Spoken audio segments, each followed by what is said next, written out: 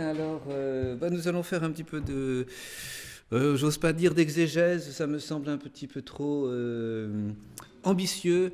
On va pas faire non plus d'histoire sainte parce que ça fait un petit peu trop scolaire, n'est-ce pas?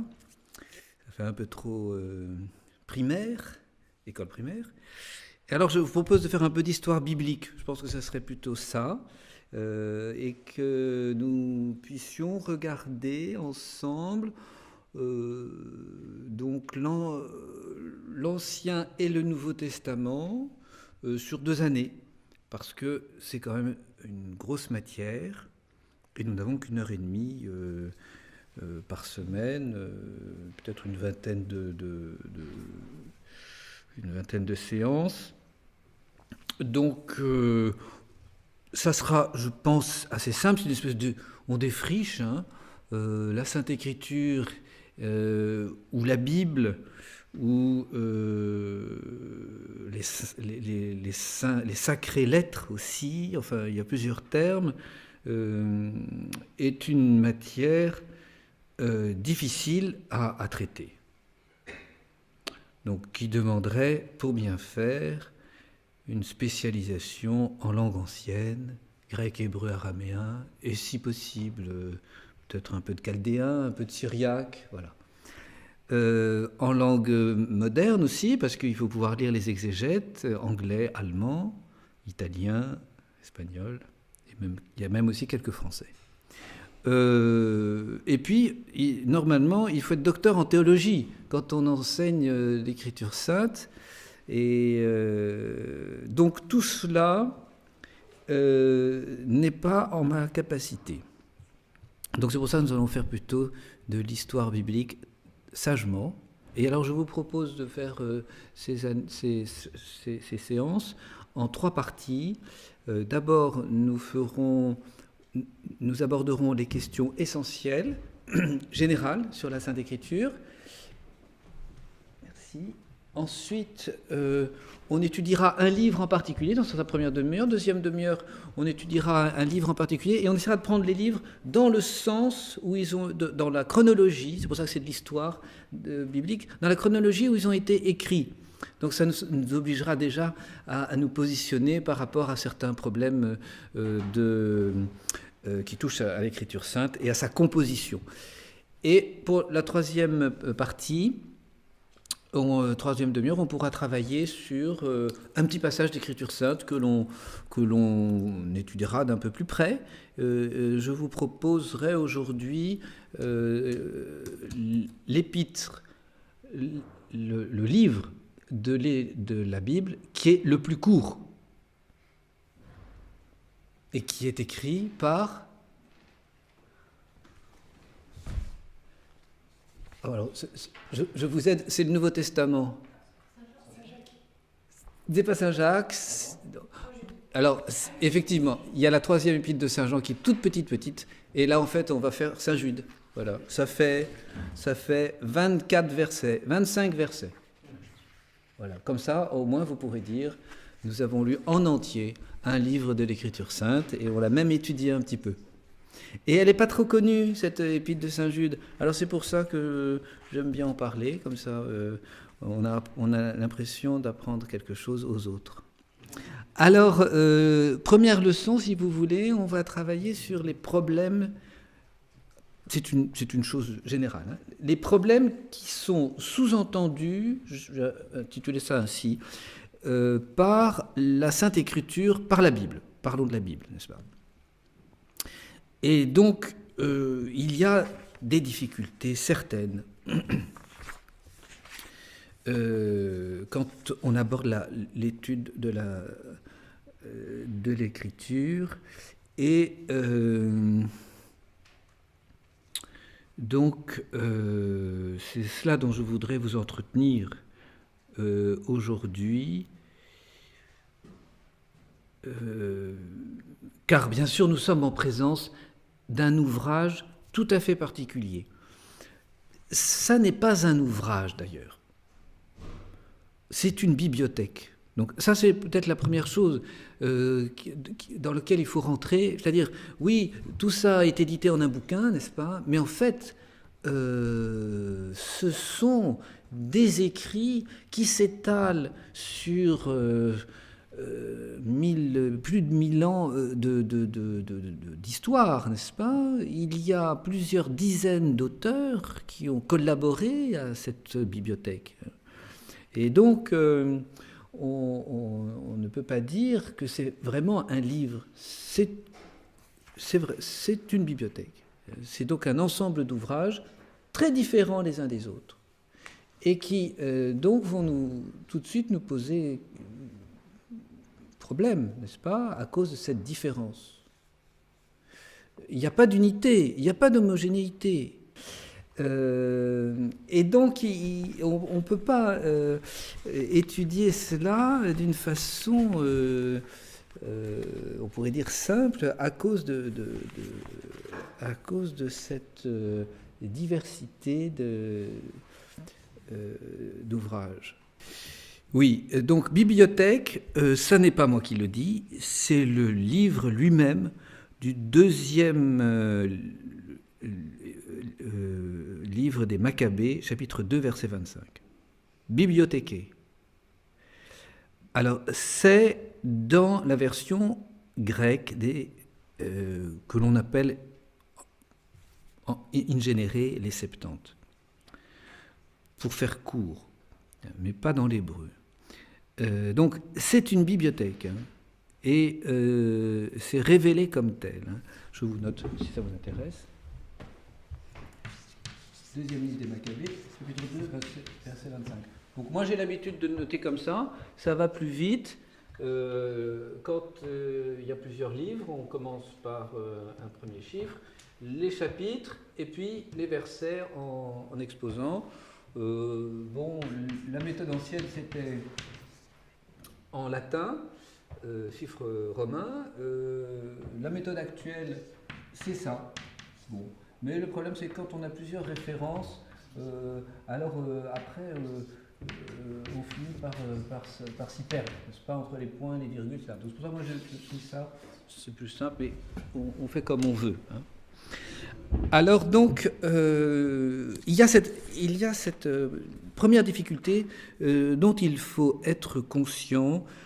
Il faut s'adapter à chacun des livres, car chaque livre est écrit par des auteurs différents, de civilisations différentes et de chronologies différentes. Un Moïse, 14 siècles avant Jésus-Christ, ça n'a rien à voir, si j'ose dire, avec un Isaïe, 6e, 7e siècle avant Jésus-Christ. Ça n'a rien à voir. Moïse est en train de fonder un peuple, n'est-ce pas?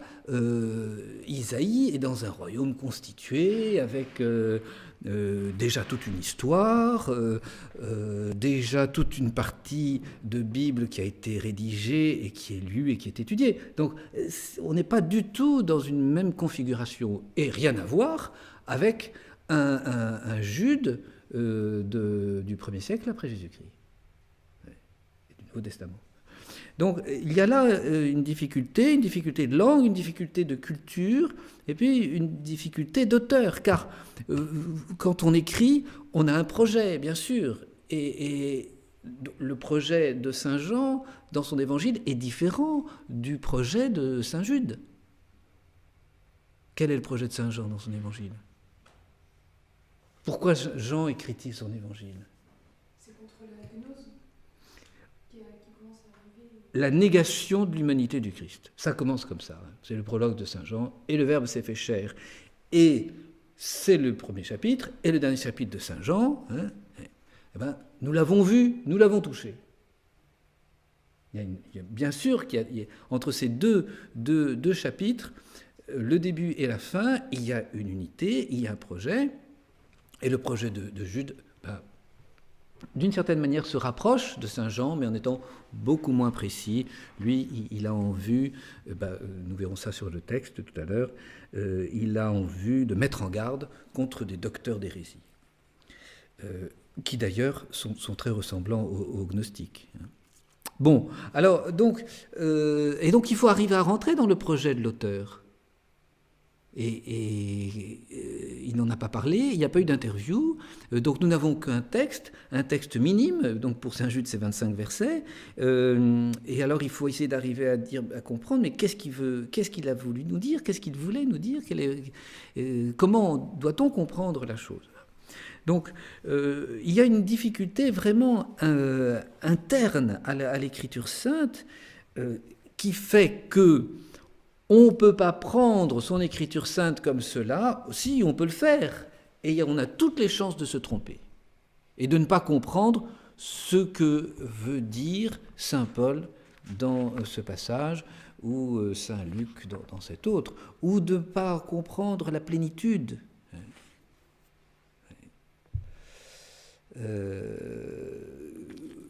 Et donc, on a besoin de guides de lecture. Vous connaissez, dans les Actes des Apôtres, cet eunuque de la reine Candace qui revient du temple de Jérusalem où il a prié en bon prosélyte juif, on ne sait pas très bien qui c'était, cet eunuque, et il est en train de lire Isaïe dans son char, et Philippe, le diacre, s'approche et dit « Est-ce que tu comprends ce que tu lis ?» Et comment pourrais-je comprendre si on ne me l'explique pas? Et oui. Alors Philippe dit « Je peux te l'expliquer. » Hop, ils montent, ils font chemin ensemble, et donc ce passage, n'est-ce pas, était le passage qui prophétisait la passion du Christ.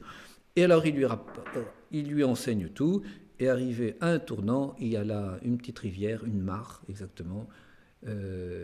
Qu'est-ce qui empêche que je sois baptisé? Si tu crois, tu peux être baptisé. Eh bien, hop, et l'eunuque est baptisé, n'est-ce pas, dans la foulée. Il a fallu qu'on lui explique, il a fallu un guide de lecture. Et si nous n'avons pas ce guide, très certainement, nous passerons à côté de choses importantes et même peut-être essentielles, et nous nous tromperons même peut-être. Voilà. Alors, donc, cette histoire biblique qu'on va essayer de défricher ici, je pense que on va se poser la question, qu'est-ce que c'est? Donc, quel est l'objet? L'objet, la Bible, quelle est la nature? Et donc, pour répondre à cette question, qu'est-ce que c'est que la Bible? On essaiera d'envisager comment elle a été formée, et ça ne sera pas une partie de plaisir. Et surtout pour moi. Et deuxièmement, la nature. Qu'est-ce que c'est? Qu'est-ce que les Juifs et qu'est-ce que les chrétiens disent de la Bible? C'est un livre très particulier, c'est une bibliothèque très particulière. Deuxième question qu'on pourra se poser, et on essaiera d'y répondre, eh bien, le contenu. Donc l'objet, non pas dans sa nature, mais l'objet dans sa matière. Qu'est-ce qu'il y a dans la Sainte Écriture? Donc, on passera les livres en revue, on fera une petite introduction, et surtout, je pense, le plus intéressant, ça sera d'envisager le plan, les grandes lignes, le contenu, afin de voir l'idée qu'avait l'hagiographe, on les appelle ainsi, ceux qui ont écrit la Bible, lorsque il s'est mis à sa table de travail, où il a commencé à dicter. Moïse avait des scribes, et Paul aussi, et avec donc déjà un plan dans la tête, et puis ensuite le livre tourne comme cela, il y a des accidents, il y a des feux de fil, n'est-ce pas, à droite à gauche, mais il y a une unité. Et parfois c'est très difficile à trouver, et c'est très intéressant. On verra dans Saint Jacques. Saint Jacques, les exégètes, ils vous donnent tel plan, et puis un autre complètement différent, et un troisième, etc. Il n'y a pas un exégète qui est d'accord sur le plan de Saint Jacques. Pour donner la composition de ce livre. Et donc là, c'est vraiment intéressant de regarder, petit épître, il y a 4 chapitres. Qu'est-ce que Saint Jacques? Quelle est l'idée générale, principale de Saint Jacques? Et puis, troisième question, comment lire? Donc, nous ferons l'exégèse de quelques passages, comme celui de Saint Jude aujourd'hui. Alors, ceci étant dit, donc, c'est une particularité. La Bible a une particularité inédite et unique, parce que, à tous les livres, on entend la parole de Dieu. Dieu a dit, Dieu dit à Moïse, c'est la Torah. Les paroles de Dieu, disent les prophètes, paroles du Très-Haut. Bon, donc là, il y a une première difficulté auquel nous serons affrontés. Dieu, jamais personne ne l'a vu. Donc, jamais personne ne l'a vu, jamais personne ne l'a entendu. Alors, comment peut-il nous...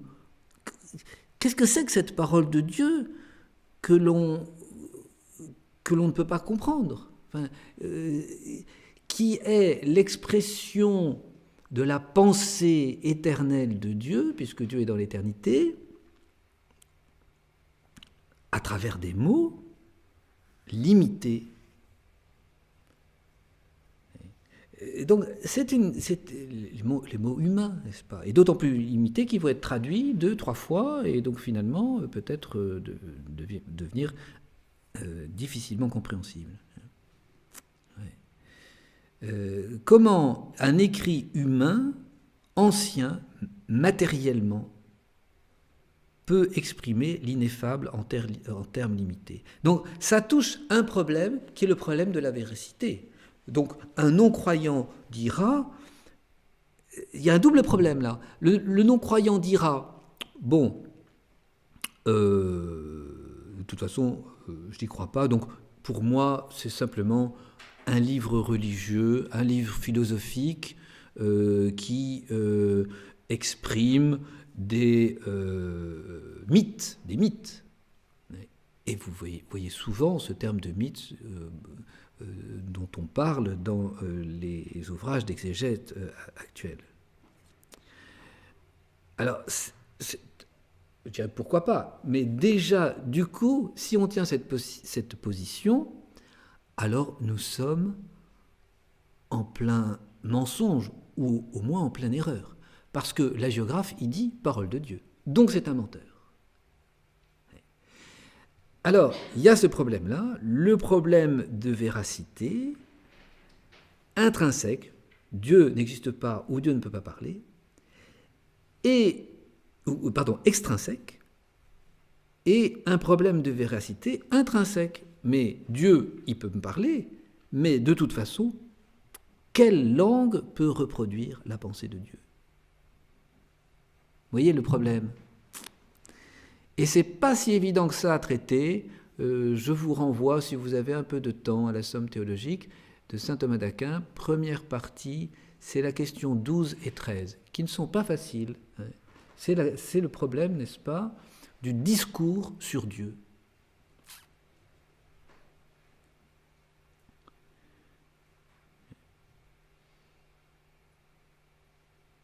Et donc, nous devrons examiner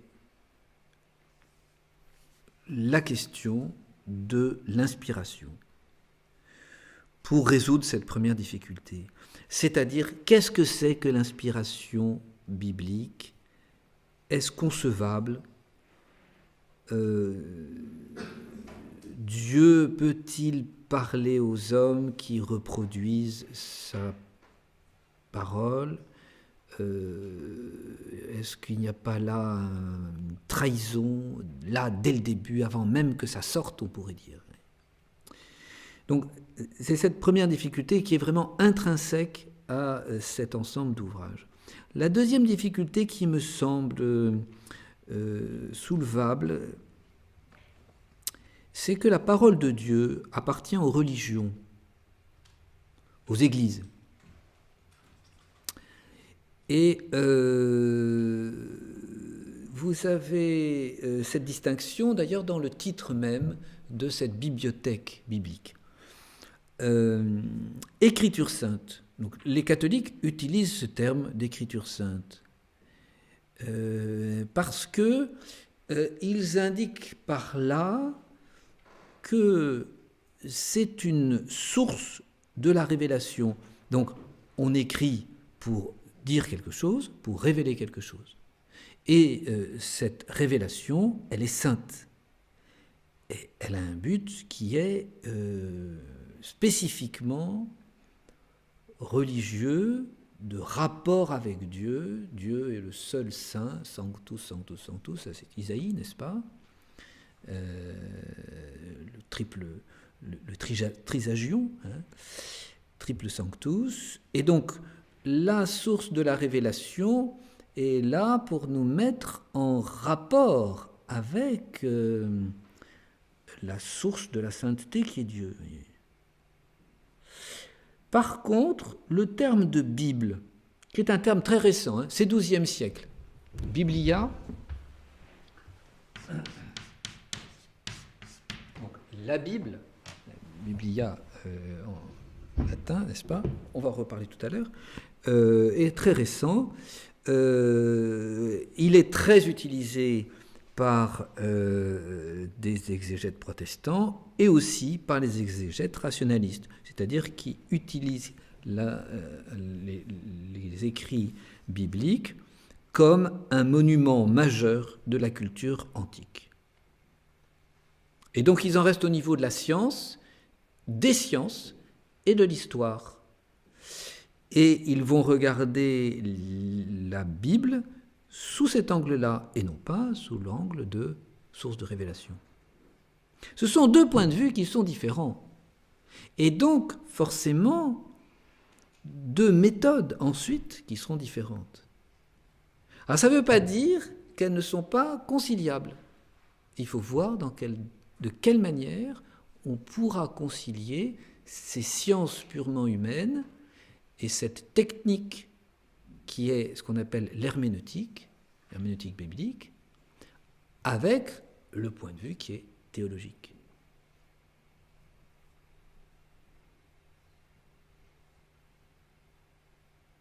Donc là, il y a une deuxième difficulté, me semble-t-il, dont il faut être conscient. Une troisième difficulté, toujours dans cette première partie, n'est-ce pas, d'aujourd'hui. Donc, si cet écrit vient de Dieu, Dieu ne peut pas mentir. La Bible, donc, ne peut pas être erronée. Tout ou partie. En raison de l'auteur. Et d'ailleurs aussi en raison du but. Parce que si c'est une écriture sainte, c'est le chemin de la vie. Et le chemin de la vie est incompatible avec le mensonge, avec l'erreur, avec la mort de l'intelligence. Parce que le mensonge et l'erreur, c'est la mort de l'intelligence. Alors là, se pose une difficulté qui va être très rude. Et je ne suis pas persuadé qu'on pourra donner une réponse satisfaisante. Quelle est cette difficulté? Aujourd'hui, au XXIe siècle, et là, pour le coup, c'est une difficulté vraiment contemporaine, de l'époque contemporaine, même si ça a commencé un peu avant, n'est-ce pas, avec premier exégète, on pourrait dire moderne, un oratorien, Richard Simon, à la fin du XVIIe siècle. Mais surtout, l'affaire s'est corsée au XXIe siècle, fin XXIe siècle. Le texte de l'Ancien Testament, et alors là, donc c'est les textes de l'Ancien Testament, vous avez trois grandes parties, les livres historiques, vous avez la Torah, la loi, n'est-ce pas? Donc les 5 premiers livres de votre écriture sainte, de votre Bible, qui commence par la Genèse, n'est-ce pas? Passage connu, la création du monde. Ensuite, vous avez les prophètes. Il y a 16 ouvrages, parce qu'il y a 16 prophètes, 4 grands et 12 petits. Et ensuite, vous avez les autres livres, disent les Juifs. Alors les autres livres, nous avons des livres de la sagesse, des livres poétiques. Parfois, on voit aussi indiquer David, les prophètes et David. Donc c'est ça pour indiquer le psautier dans son ensemble. Eh bien, donc ces livres-là, aujourd'hui, le texte de la Bible hébraïque de l'Ancien Testament apparaît pluriel. Ça veut dire quoi, pluriel? ça veut dire que vous avez des versions, vous avez pour un même texte des versions différentes et extrêmement différentes. Des livres beaucoup plus grands ou beaucoup plus courts. Et avec des passages qui sont beaucoup plus riches ou beaucoup moins riches, n'est-ce pas? Et jusque-là, pour cet Ancien Testament, on avait trois versions, enfin trois Anciens Testaments, qui ne s'appelaient d'ailleurs pas Ancien Testament, du moins pas pour les Juifs. On avait la Bible hébraïque, on avait une traduction grecque. Et la traduction grecque, alors je vous passe les détails, n'est-ce pas, on en reparlera, c'était d'abord au IIIe siècle avant Jésus-Christ, la Torah, les 5 premiers livres, qui avaient été mis en grec pour les Juifs d'Alexandrie. On dit c'est la Bible d'Alexandrie. Et là, cette traduction, on trouvait des différences déjà significatives. Et puis vous aviez un troisième écrit, l'écrit des Samaritains. Alors les Samaritains, c'est un mélange, c'est un peuplade, n'est-ce pas, de Samarie, le nord d'Israël. Lorsque en 587 les royaumes juifs ont été rayés de la carte et les populations hébraïques expédiées en Mésopotamie, à Babylone, eh bien, des colons ont pris leur place. Ils sont venus avec des idées religieuses paganisantes. Ils ont récupéré, mélangé avec quelques peuplades sémites qui étaient restés là, ils ont mélangé à leurs idées païennes la religion de Yahvé, et ils ont consigné cela en quelque sorte dans un écrit tout à fait particulier. Donc c'est la Bible samaritaine, le Pentateuque samaritain, donc c'est-à-dire les 5 livres de la Torah. C'est le deuxième terme que l'on donne, Penta.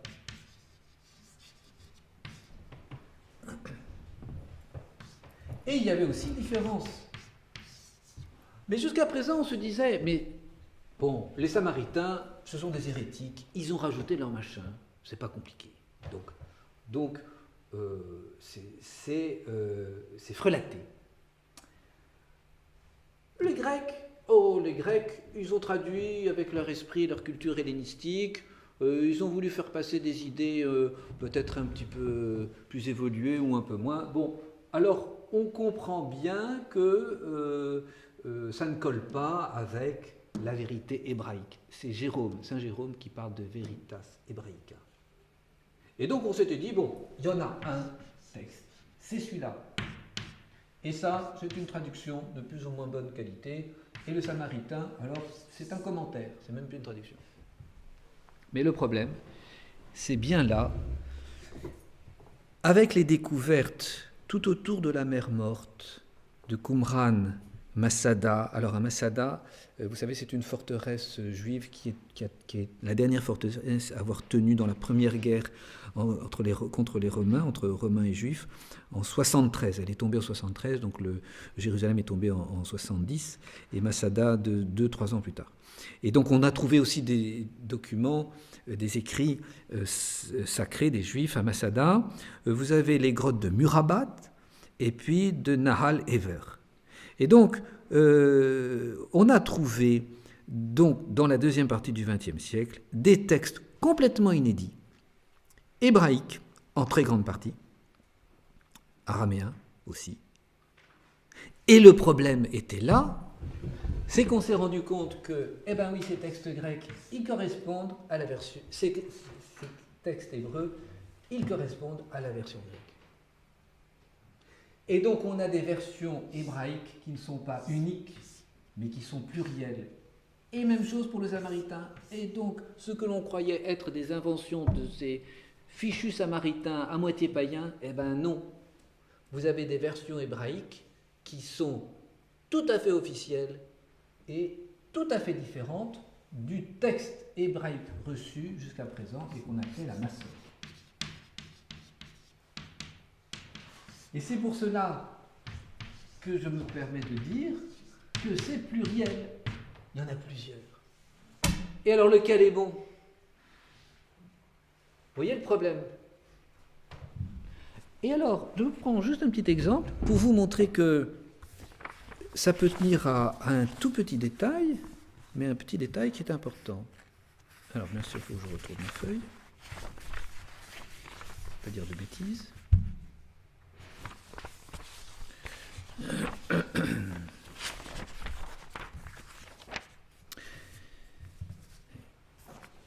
Alors je vous cite d'après.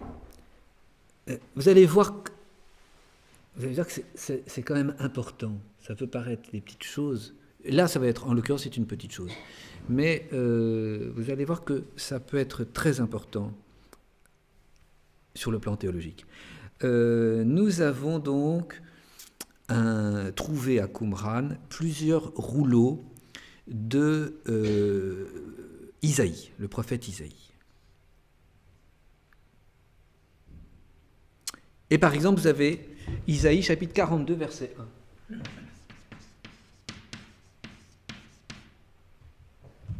Le texte hébreu reçu dit... Alors, il s'agit du serviteur, le serviteur de Dieu. Donc, Isaïe est un prophète, il voit par avance le Messie qu'attendent les Juifs. Et il l'appelle le serviteur de Dieu. Et donc, il va faire des prophéties qui sont très précises, en particulier sur la souffrance de ce serviteur, sur sa gloire aussi d'ailleurs. Et donc, en 42.1, « Mon serviteur promulguera une religion ». Ça, c'est le texte reçu. Bon, oui. Alors, il n'y a pas d'article, n'est-ce pas, chez les Hébreux, on peut aussi parler de la religion, etc. Mais on est en grec, il est écrit « Mon serviteur promulguera sa religion ». Ah, c'est pas tout à fait la même chose. Parce que sa religion, mon serviteur promulguera, c'est-à-dire quelque chose de nouveau, quelque chose d'institué, et c'est lui, alors ça veut dire qu'il y a une nouvelle religion. Alors, on peut se dire, pour ceux qui sont gênés par la nouvelle religion, au 1er siècle de notre ère, on peut comprendre que la version grecque, ils la mettent de côté. Alors, donc, jusqu'à ces découvertes des manuscrits de la mer Morte, eh bien, on disait, oui, la Septante traduit d'une façon poétique, de ceci, de cela. Maintenant, on ne peut plus le dire. On dit, oui, le grec s'appuie bien sur une version hébraïque, mais alors maintenant, le problème, c'est que c'est entre version hébraïque, laquelle est la vraie? Et il n'y en a pas que 3. Parce que les documents que l'on a trouvés à Qumran, environ il y a 25% des manuscrits qu'on a trouvés qui sont bibliques. Eh bien, donc environ 200 ouvrages, parfois à la taille d'un timbre-poste, ou parfois complets, comme le Isaïe, par exemple. Eh bien, ce n'est pas 3 versions, n'est-ce pas? Mais c'est 4, c'est 5, c'est 6 pour un même livre. Soit pour la Genèse, par exemple, soit pour l'Exode. Et tout ça est en bon hébreu, et tout ça se trouve dans une même bibliothèque religieuse. Voilà. Alors le texte est pluriel, mais alors, quel est le vrai? Quel est le bon? Comment concevoir parce que quand à Alexandrie, sous Ptolémée Philadelphe, on a traduit en grec, on a pris une version hébraïque tout à fait officielle. et il se trouve que ce n'était pas celle qui est en usage chez les pharisiens 300 ans plus tard. Donc je reviens à cette difficulté. Alors, jusque-là, juifs et chrétiens avaient un texte reçu, la vérité hébraïque, dit saint Jérôme, et saint Jérôme est tellement sûr de lui qu'il dira « Là où il y a diversité, il ne peut y avoir vérité ».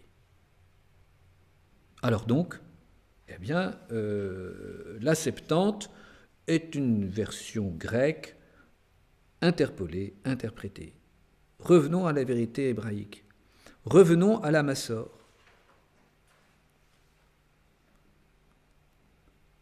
D'où le travail de saint Jérôme d'ailleurs, qui reprend les traductions latines et cette fois-ci fait ces traductions latines sur l'hébreu. Les traductions latines, elles remontent au moins au IIe siècle. Elles sont uniquement chez les chrétiens. On appelle ça la vieille Itala. En fait, il y a des versions en Afrique qui sont différentes des versions latines en Italie et différentes des versions latines en Gaule. Bon. Pour l'Ancien Testament, c'est sur la Septante grecque. Saint Jérôme dit, mais non, c'est une traduction, d'ailleurs elle est différente de la Massor, revenons à la Massor. Et donc ça, c'est la Vulgate, qui date du début du 5e siècle. Ah, ben oui, mais maintenant, avec la découverte de versions hébraïques qui collent avec la traduction grecque et avec les versions itala et latines, Saint Jérôme doit être un peu gêné. Il l'était d'ailleurs de son temps, car, par exemple, vous aviez le livre d'Esther, version hébraïque et version grecque. Et dans la version grecque, il y a des ajouts fort intéressants. Et saint Jérôme n'a pas pu se résoudre à supprimer ça. Donc il a fait la traduction d'Esther sur l'hébreu et il a mis en annexe les parties grecques qui sont rajoutées. Et l'Église, 15 siècles plus tard, 10 siècles plus tard, a tranché en disant que c'est tout qui est révélé. Non seulement ce qui est grec, ce qui est hébreu, mais aussi les parties qui sont grecques. Voilà, donc pour résumer cette difficulté, nous avons de multiples textes hébraïques, dont certains sont la base de versions grecques ou samaritaines qui paraissent tout aussi justifiées que la version hébraïque reçue que l'on appelle la Massor. Alors, vous avez un très bon exégète sur cette question-là, très fort. Il s'agit d'un dominicain, il est décédé il y a une quinzaine d'années, Dominique Barthélemy. Si vous avez un peu le temps, vous pouvez vous plonger dans ces bouquins qui sont très techniques, mais qui exposent cela avec beaucoup d'intelligence. Vous avez aussi l'exégète André Paul, qui est un spécialiste, lui, de ces manuscrits découverts récemment en hébreu et de toute la littérature qui va autour, parce qu'on a trouvé aussi une littérature intertestamentaire, c'est-à-dire entre l'Ancien et le Nouveau Testament. Et c'est d'ailleurs le père Paul, André Paul, qui a inventé le texte, le mot intertestamentaire, en 1975, dans la revue des recherches religieuses. Voilà ce problème. Alors, on essaiera de se pencher sur ces questions à l'occasion de l'un ou l'autre livre, et pour essayer de se dire, mais voilà, quelle version, pourquoi ces différences, on va faire ce que l'on appelle la critique textuelle ou la critique littéraire. Vous avez donc deux types de critiques quand on se penche sur ces livres. La critique textuelle, c'est lorsqu'on étudie le texte dans sa matérialité. Et donc ce sont des manuscrits. Ces manuscrits sont recopiés avec des erreurs, parce que les copistes, ils font tout ce qu'ils peuvent, et il faut les remercier d'avoir fait copier autant qu'ils pouvaient, soit du temps des Juifs, soit du temps des Romains. Mais voilà, il y a des erreurs, on saute des paragraphes, on les double, et donc on oublie des adjectifs. Voilà. Critique textuelle, je reprendrai un exemple d'ailleurs qui est tiré de du père Barthélemy. Et puis, la critique littéraire. Alors là, il s'agit non plus du texte dans sa matérialité, mais il s'agit du sens du texte. Et vous avez des copistes qui ont transformé le sens parce qu'ils ne comprenaient pas le passage qu'ils recopiaient, peut-être parce que c'était mal écrit, peut-être parce que c'était des vérités tellement élevées qu'ils n'arrivaient plus à saisir. Oui. Alors, à l'aide de cette double critique, on essaiera de voir quels sont les passages qui peuvent vraiment apparaître comme non authentiques, sachant qu'il n'y a qu'un seul exemplaire qui est authentique, c'est celui, le premier, qui est sorti de la main de la géographe ou de son scribe, ou du scribe qui a relu la première copie et qui en a fait une seconde. Petit problème, Actes des Apôtres. Vous voyez de quoi il s'agit, les Actes des Apôtres. Donc, vous avez Saint Luc qui vous écrit un ouvrage en 2 tomes. Premier tome, Évangile. Deuxième tome, Actes des Apôtres. Tout ça, c'est l'histoire de l'Église.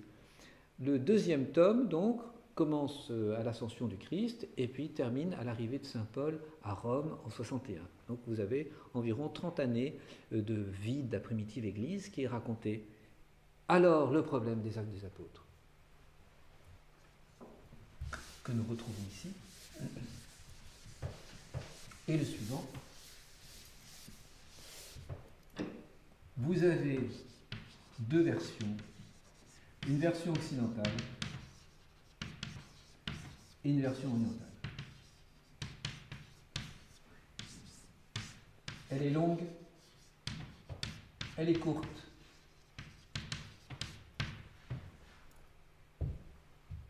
Alors, laquelle est la bonne? Les 2 sont-elles bonnes? Qui est la première? Qui est la seconde? Est-ce que Saint Luc a fait les 2? Alors jusqu'à présent, les exégètes, peut-être parce qu'ils sont un peu flemmards, disaient c'est celle-là, la version courte. Ça fait moins à travailler. Et puis, vous avez un très bon spécialiste de grec, M. Delbecq, qui dit mais non, bien sûr que c'est la version longue, qui est beaucoup plus riche, et on retrouve la patine de Saint Luc, mais non, bien sûr que c'est ça. Alors là aussi, on se retrouve face à une croix exégétique à essayer de porter et peut-être à résoudre, n'est-ce pas? En particulier, quant à ce texte pluriel. Donc, je termine là. Cette introduction et ces problèmes. Nous avons donc la version hébraïque que l'on appelle le texte massorétique.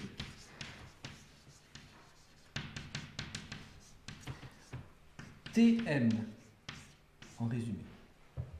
Souvent, on peut trouver ça dans les notes. TM. Alors, le texte massorétique, qu'est-ce que c'est? C'est une version unique que les rabbins de la fin du 1er siècle ont choisi. Se sont réunis à Jamnia, 92. Donc le temple brûlé. Est-ce qu'il y a eu une vie cultuelle qui a continué à Jérusalem après 70? C'est possible.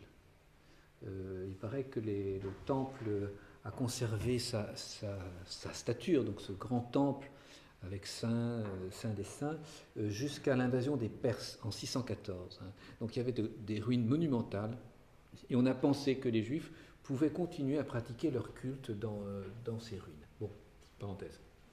En tout cas, il n'y avait plus d'État d'Israël, il n'y avait plus de généalogie, tout avait été brûlé, confondu, donc on ne connaissait plus le sacerdoce, qui était prêtre, etc. Et puis, il y avait la concurrence des chrétiens. Alors, pour résister à cette concurrence et bien se démarquer, c'est à cette époque que va être conçue une version unique hébraïque. C'est ce qu'on appelle la Massor.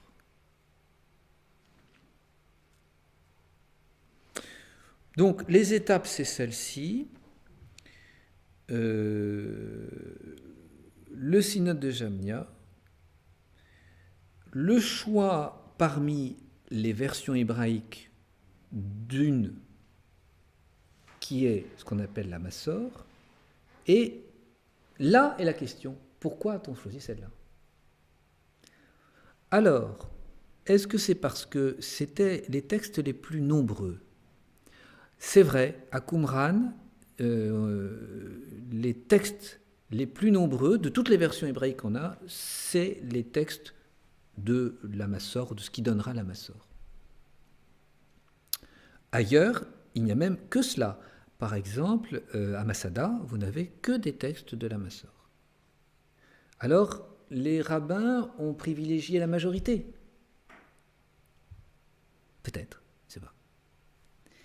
Deuxième possibilité, la Massor, ce sont des textes, bien sûr inspirés, une version, mais dont les différences sont les plus éloignées du christianisme. Je vous ai cité tout à l'heure cette comparaison, n'est-ce pas, entre les Septante, à propos d'Isaïe et le serviteur qui promulgue sa religion. Alors, est-ce une volonté vraiment, on a pris la version qui était la plus judaïque et la moins chrétienne? Pourquoi pas? Je donne, sans juger, n'est-ce pas, je donne quelques éléments qui pourraient faire croire à ceci.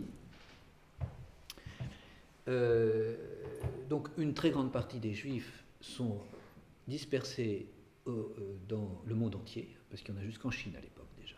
Tout le long de la route de la soie, vous avez des communautés judaïques, et d'ailleurs, c'est là-dessus qu'il y aura le christianisme qui va se greffer, n'est-ce pas? Et puis, tout autour de la Méditerranée, il y a la fameuse diaspora. Et dans cette diaspora, on parle grec, et une grande partie des Juifs ne connaissent plus un mot d'hébreu ni un mot d'araméen. Alors, on va faire, les rabbins, n'est-ce pas, de Jamnia, décident de faire pour leurs coreligionnaires une traduction grecque qui ne soit pas la traduction ancienne de la Septante. Et ils demandent à Théodotion, qui est un converti d'ailleurs, un païen converti au judaïsme, il demande à Théodotion de faire cette traduction grecque, ce qu'il réalise, mais c'est insatisfaisant, parce que ça sent trop le christianisme. Et en particulier, vous avez une prophétie très importante dans le livre de Daniel, ce sont les 70 semaines. 70 semaines et 7, n'est-ce pas, qui annoncent la date précise de venue du Messie. Et alors, Théodotion a traduit, et quand on lit cette traduction en grec, on se dit, mais si on suit bien ce qui est traduit là, alors ça correspond tout à fait à la venue d'un certain Jésus de Nazareth, sur le plan chronologique. Mince. Alors, on n'est pas d'accord avec cette traduction grecque et on va demander d'autres. Ce sera celle d'Aquila, alors qui est tellement littéraire qu'elle est incompréhensible. Et du coup, elle a une troisième, il s'agit de celle de Silmac, en bon grec, une belle écriture, et qui finalement va être la version grecque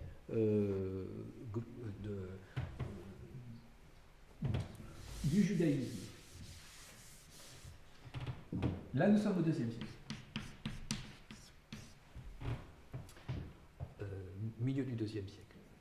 Alors, vous voyez, l'histoire de ces versions grecques judaïques incline à une certaine prudence quant au choix de la Massor par Israël. On pourrait amener d'autres éléments, juste un seul. Vous avez au milieu du IIe siècle Saint Justin. Donc Saint Justin est né en Samarie, c'est le fils d'un colon romain.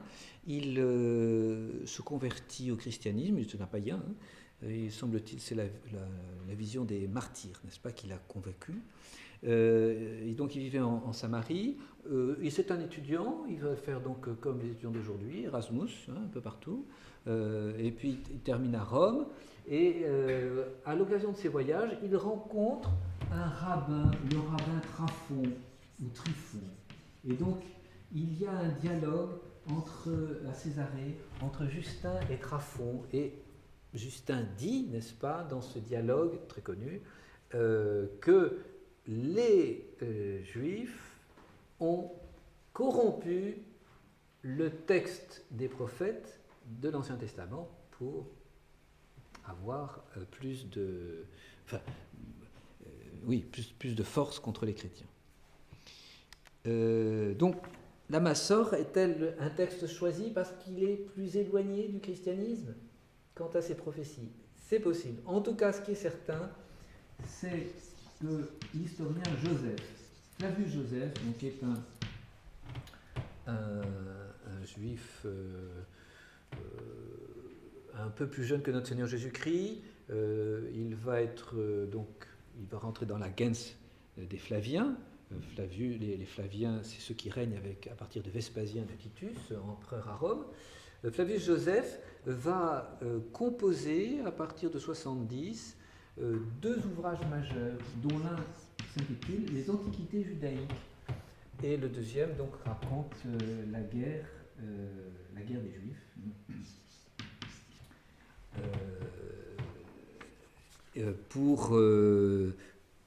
Pour renforcer,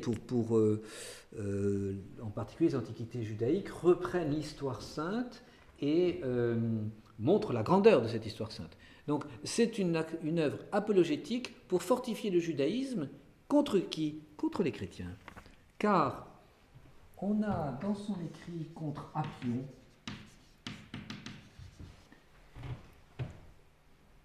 la première fois où est donnée la liste des 22 livres sacrés. Chapitre 1,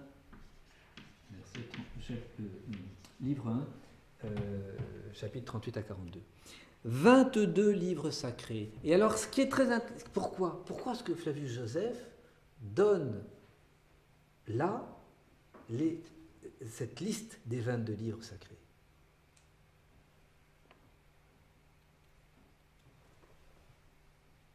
Quelle est l'idée derrière cela, en plus de nous renseigner et de renseigner tout le monde sur les livres qui sont de la Torah, des prophètes et autres?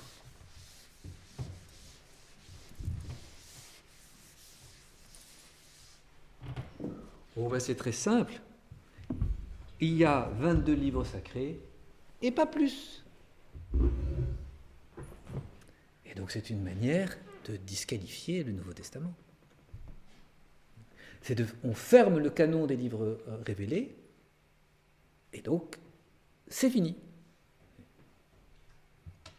Donc il est très certain que la Massor, en tout cas, ce que l'on peut dire, c'est que la Massor prend naissance dans le milieu du judaïsme qui se démarque clairement du christianisme.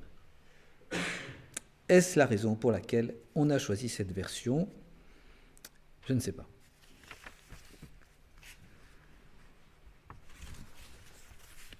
Voilà les quelques problèmes que je me permets de vous poser à ce début d'année. C'est un peu rude, c'est peut-être un peu technique. Déjà, si on saisit cela, n'est-ce pas, nous sommes en présence, alors à côté d'un ouvrage qui est quand même d'une grande richesse, la Sainte Écriture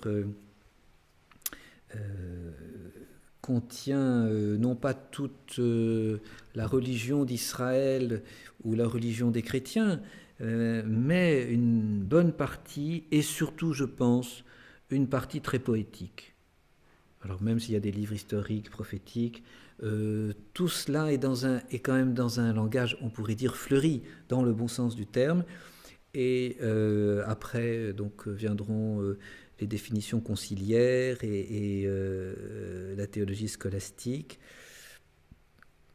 Mais je pense que rien ne pourra remplacer pour notre méditation cette bibliothèque sacrée.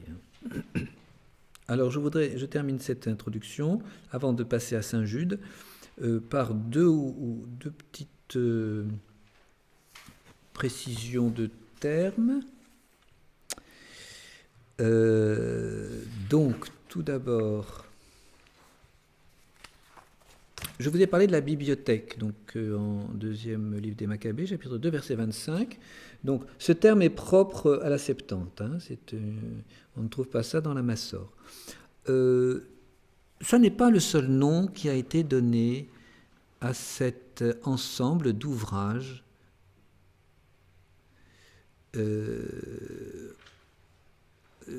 et donc certains donc, sont assez connus, n'est-ce pas? Donc la Bible, mais je vous disais, Biblia est un terme du XIIe siècle, donc la Bible au singulier. Autrement, on parle de Sefer en hébreu, c'est le livre d'Isaïe, le livre de Jérémie. C'est pas le livre, le terme de livre au singulier n'est pas utilisé pour désigner l'ensemble de la bibliothèque. Même chose pour le terme grec. Biblos ou biblion désigne tel ou tel ouvrage, jamais la bibliothèque en entier. Donc, encore une fois, il faut attendre Biblia pour que ce terme-là, néologisme latin formé sur l'hébreu, sur le grec, n'en vienne à désigner donc l'ensemble de la bibliothèque sacrée. Par contre, nous avons d'autres termes qui sont utilisés. Alors, vous avez les saintes lettres, hieragrammata en grec, sacré littéré dans la traduction.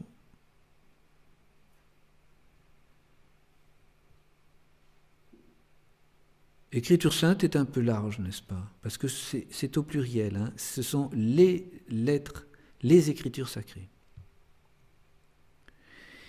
Et puis vous avez aussi le terme de volumen, le volume. Et alors là, pour le coup, ça peut désigner l'écriture dans son ensemble. Les Juifs avaient plutôt l'habitude d'utiliser ce terme volumen, et les chrétiens le terme de codex. Ce sont deux livres tout à fait différents dans leur forme. Le volume, c'est un parchemin, c'est un papyrus, c'est pas un parchemin, qui est enroulé sur une tige que l'on tient comme cela, et on déroule pour lire.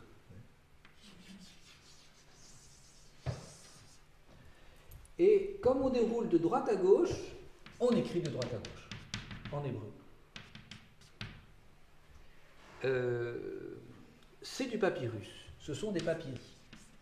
C'est un roseau égyptien que l'on dépiote, et avec les bandes, on les met les unes sur les autres, on asperge tout ça, ça se fond et ça fait donc une forme de papier, très fragile, mais de luxe, c'est du papier de luxe, n'est-ce pas ? On utilisait encore le papyrus dans la chancellerie pontificale au XIIe siècle. Maintenant, c'est le cahier Clairefontaine. Alors ça, c'est typiquement juif. Volumen.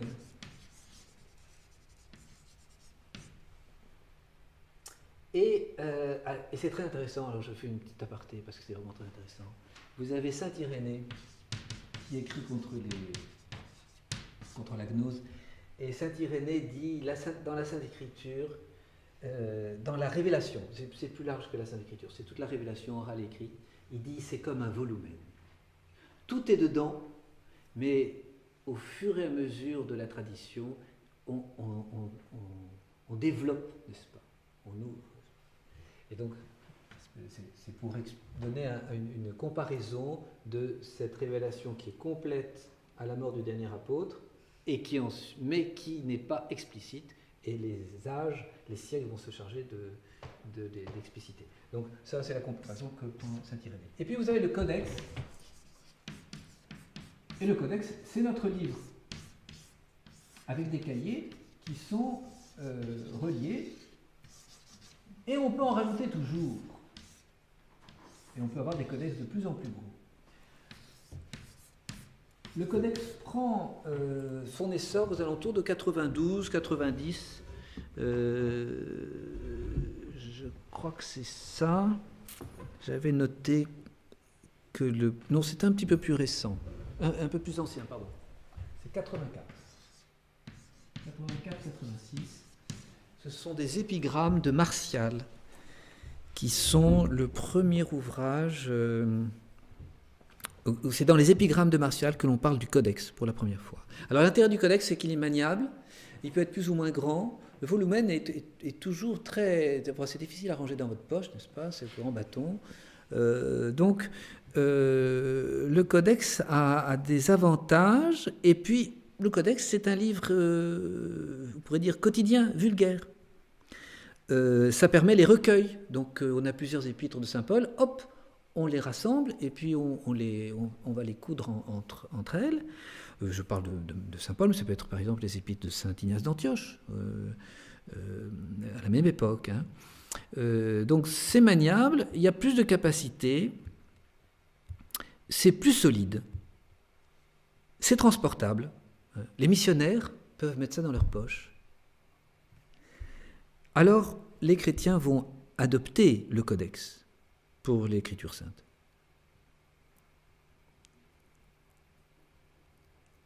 Et le codex n'est pas fait en papyrus, mais il est fait en parchemin. C'est de la peau qui est tannée.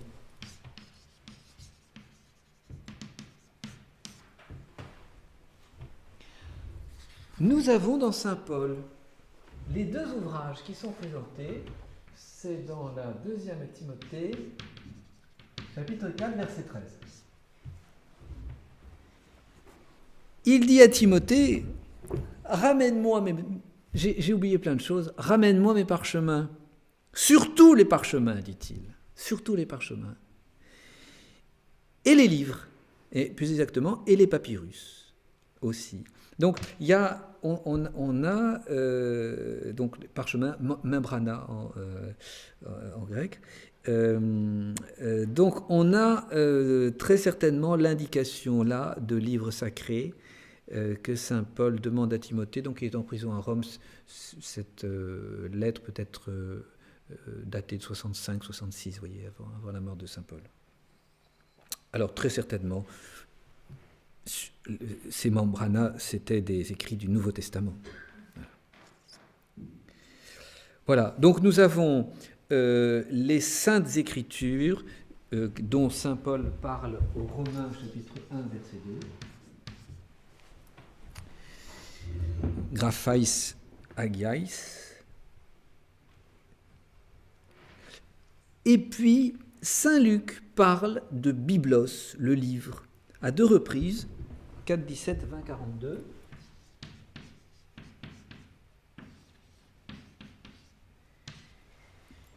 Et là, on se demande de quoi il s'agit. Quel est ce livre au singulier?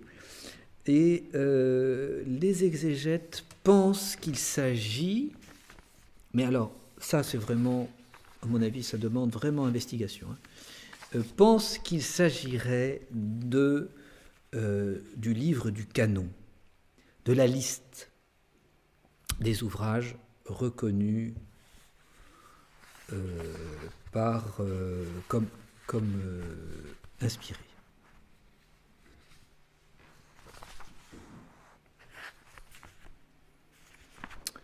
Voilà, je vous propose, à moins que vous ayez des questions, des objections, des déclarations. Ah oui, dernière chose, oui quand même. Alors, cette bibliothèque, c'est quoi? 46 livres. Alors, je vous donne le canon du Concile de Trente, session 4, qui est plus complet.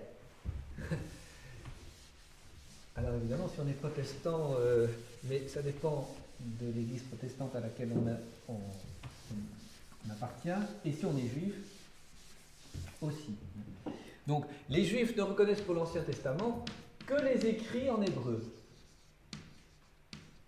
La Bible hébraïque porte vraiment bien son nom. Ce qui fait que sont disqualifiés les écrits en grec et les écrits en araméen, qui est c'est l'anglais de l'époque, l'araméen, c'est une langue sémite, c'est de l'hébreu vulgaire, on peut dire. Alors évidemment, on a un Ancien Testament qui sera plus réduit, n'est-ce pas, que l'Ancien Testament des chrétiens, catholiques ou protestants. Donc 46 ouvrages et dans l'Ancien Testament et dans le Nouveau, ça en fait 27.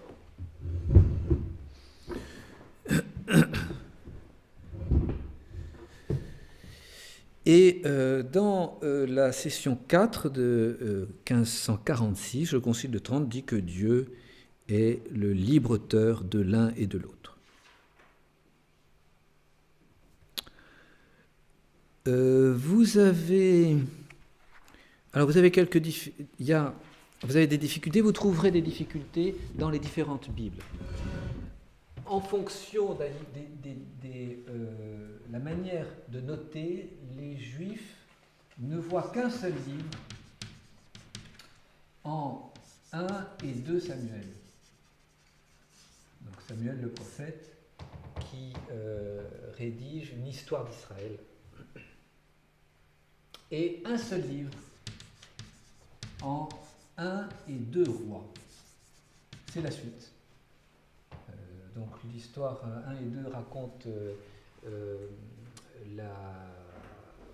début de leur royauté, donc la prophétie,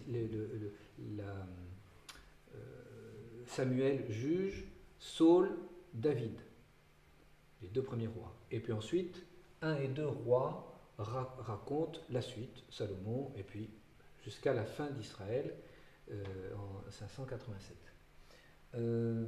Donc il y a une division, n'est-ce pas, que purement formelle et qui n'a pas grand intérêt. Par contre, selon les Bibles, vous allez avoir des difficultés. On s'est embrouillé. En fait, vous pouvez avoir 1, 2, 3, 4 rois. Vous pouvez avoir 1, 2 Samuel et 1, 2 rois. Et vous pouvez avoir 1, 2 Samuel. Parce que le problème de cette division, c'est que vous pouvez trouver, selon les versions, les mêmes abréviations qui ne correspondent pas du tout au même livre. Mince alors. Alors, les Sulpiciens ont trouvé une notation qui est imparable, 1 et 2 Samuel, 3 et 4 rois. Voilà, c'est ce que je prends, comme ça évite de se confondre. Mais sachez qu'on peut avoir d'autres notations et d'autres abréviations et que ça va confondre les choses. Alors quand vous avez votre Bible qui est un élément comme ceci, eh bien vous avez des tout petits livres. Ce sont les 12 prophètes dans l'Ancien Testament, les 12 petits prophètes, Alors, le mieux, c'est de les retenir avec un moyen mémotechnique, parce que sinon, vous risquez de passer des heures à chercher et à ne pas trouver. Donc, Osée, Ose, Joël, Amos. C'est les trois premiers. Ça fait Os-Jolam. Abjonmi, Abdias, Jonas, Miché, Nahaso, Nahum, Habakkuk, Sophonie, et Axama, Agé, Zacharie, Malachie. Voilà. Comme ça, on arrive très rapidement à trouver et à savoir où est Malachie par rapport à Osée, etc. Et vous avez la même chose pour les épîtres de Saint Paul. Sachez que les épîtres de Saint Paul sont classées par longueur, comme le Coran. Les sourates sont classées par longueur. Les plus grandes devant et les plus petites derrière. Alors nous, c'est la même chose. Rococo, Romains, Corinthiens 1, Corinthiens 2. Rococo, Galate-Phi, c'est ça. Galates, Éphésiens, Philippiens. Coltété, Colossiens 1 et 2 Thessaloniciens. Tim.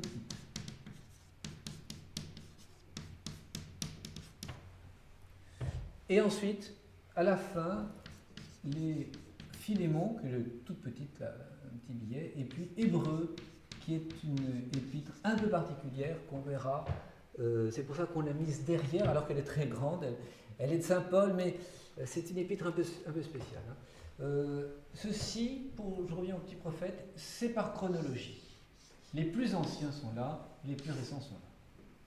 Grosso modo, ça correspond bien à ça. Et là, c'est par longueur. Voilà. Alors je vous passe une photocopie de Saint-Jude. Alors Saint-Jude, je vous passe aussi une deuxième photocopie. Il s'agit de la famille de Jésus. Et Jude et Jacques font partie des cousins de Jésus. Et alors là vous avez la généalogie. Et on peut peut-être discerner. Bon, il y a deux possibilités. Hein.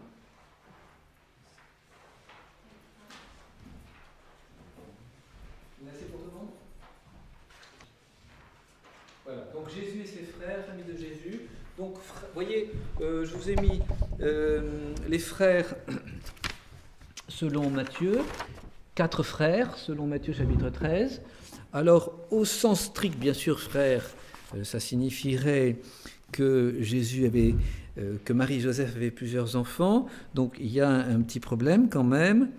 Vous avez une autre possibilité, fils de Joseph d'un premier mariage. Joseph aurait été marié 2 fois. Donc vous voyez le commentaire de Saint Jérôme sur Saint Matthieu, c'est un délire apocryphe.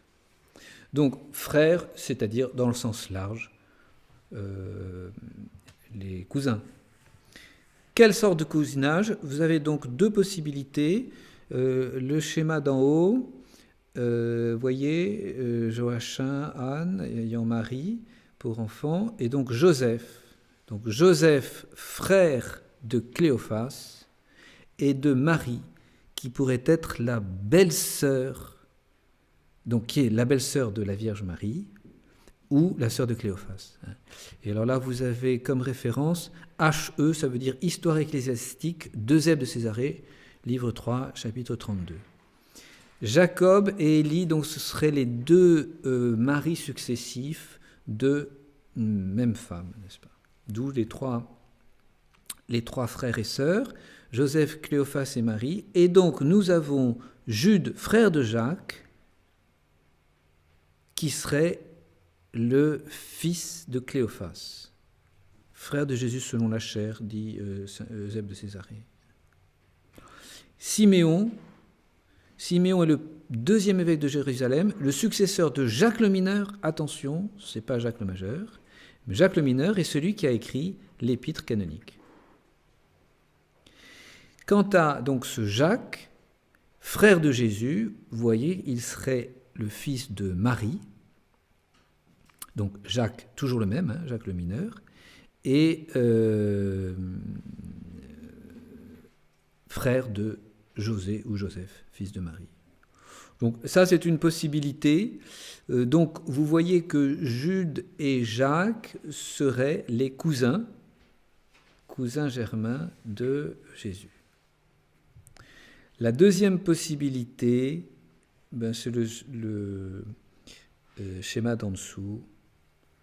Donc Joseph, Cléophas, et puis une Marie qui serait la femme de Cléophas. Donc, parce qu'on dit Marie de Cléophas, ça peut dire sœur de Cléophas ou femme de Cléophas. Et donc vous avez le schéma en fonction. Et ça ne change pas grand-chose de fait sur le cousinage de Jude, Jacques et Jésus. 3 références, Renier, Brassac et Hopfel. Donc ce sont des manuels d'écriture sainte. Le plus récent étant celui d'Hopfel, assez sérieux, n'est-ce pas, comme référence. Les 3 d'ailleurs sont relativement sérieuses. Alors voilà pour présenter Jude, l'auteur de cette petite épître de Saint Jude. Alors, avant de... d'ailleurs, on ne va pas avoir beaucoup de temps pour l'étudier, mais juste, quelle écriture sainte utiliser ? Si vous lisez le grec et le latin, vous pouvez avoir la version de Nell Aland. Donc ça, c'est le Nouveau Testament que j'ai. C'est pratique d'avoir le grec et le latin en vis-à-vis. Ça permet de mieux saisir le sens de l'un et de l'autre. Maintenant, une bonne traduction peut suffire largement. Vous en avez une qui est très élégante. Elle est un peu janséniste. C'est celle du maître de Sassy, que l'on trouve facilement à des prix. Elle a même été rééditée, je crois, tout récemment. Chez Bouquin, c'est bien ce qui me semblait. Oui. Elle fait l'affaire. Hein. De toute façon, il n'y a aucune traduction de bonne. Donc c'est pas compliqué. Hein. Celle-ci, elle fera aussi bien l'affaire que Crampon, que l'on trouve neuf aussi, qui est sur le grec. Sassy est sur la Vulgate, je pense, sur le latin. Crampon est sur le grec, donc ça peut faire quelques différences dans le Nouveau Testament. Vous avez la Vulgate, qui a été rééditée par DFT, et je pense... elle coûte beaucoup plus cher. Ça coûte vraiment cher. Et je me demande si c'est pas Glaire qui a. Donc c'est un 19e siècle. Bon. Ou d'autres. Hein. Ça n'a pas vraiment d'importance. Là, celle que je vous ai passée est celle de Glaire. Voilà. Alors,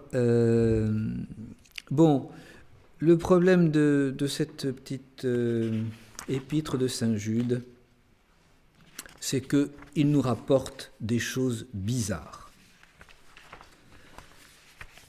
Il nous rapporte des choses bizarres parce que il cite des ouvrages. D'abord, il nous rapporte au verset 6 et 7,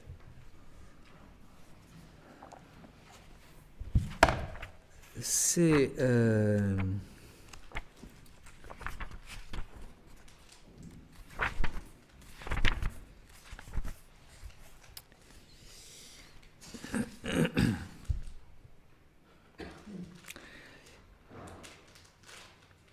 alors, il nous rapporte la chute des anges. Verset 6. Qui ne conservèrent pas leur première dignité, qui abandonnèrent leur propre demeure.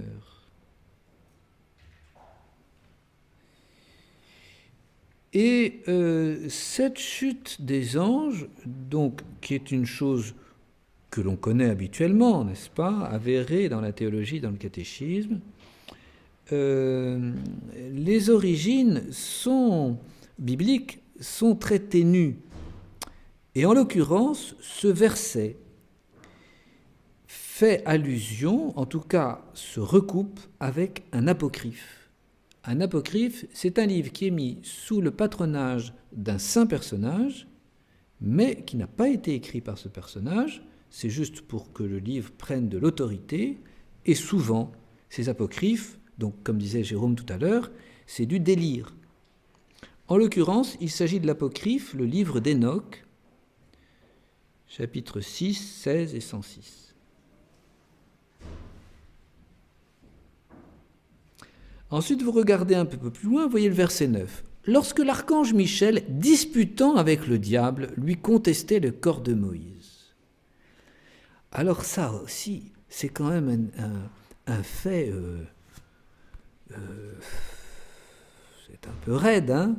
Vous imaginez donc les deux anges se bagarrant autour du corps de Moïse, mort sur le haut de la montagne Nebo. Alors, donc ça fait un peu... c'est un peu étonnant. Et de fait, on a la même histoire rapportée, là aussi, par des ouvrages apocryphes. L'Assomption de Moïse et le Targum de Jonathan. Le Targum, ça veut dire le commentaire, l'explication. Alors, on s'est dit, mais alors, voyons, ça, c'est du sérieux. Normalement, Saint Jude, c'est une épître canonique, une partie de la Sainte Bible. Et voilà qu'il cite des apocryphes pour des événements, des faits vraiment bizarres. Alors, est-ce que c'est si vrai que ça ?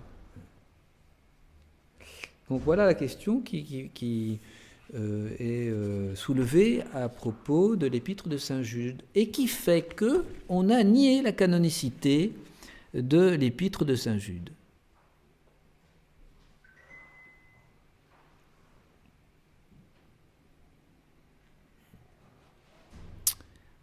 Alors, on essaiera de résoudre ça la semaine prochaine.